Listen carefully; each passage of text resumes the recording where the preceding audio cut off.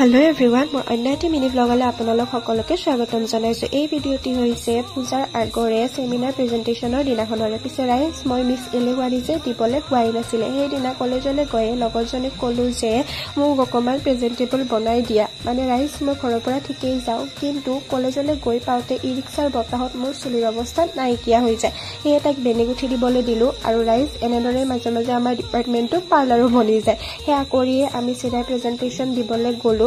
আৰু first group হিচাপে আমিয়ে পাইছিলো প্ৰেজেন্টেচন দিবলৈ। আৰু ৰাইজ চাওকচোন মোৰ পাৰ্টনাৰ কেইটা গোটেইকেইটা একে যেন একদম শান্তশিষ্ট গুড ষ্টুডেণ্ট। ৰাইজ কি যে গম পিছে সিহঁত সঁচাকৈ ভাল দেই। তাৰপাছত সেয়া কৰি আমি বাকীবোৰৰো প্ৰেজেন্টেচন চালো আৰু সকলোৱে ভালকৈয়ে দিছিলে, যিহেতু সেইটো আমাৰ ফাৰ্ষ্ট সেমিনাৰ প্ৰেজেন্টেচন আছিলে। শেষত মেমেও আমাক কংগ্ৰেচুলেশ্যনছ দিলে আৰু সেইখিনি কাম হোৱাৰ পিছত আমাৰ ইমানেই ভোক লাগিল যে ৰোল খাবলৈ গৈছিলো। তো এইখিনি আছিলে এইটো ভিডিঅ'ত। Bye bye, thank you for ৱাচিং।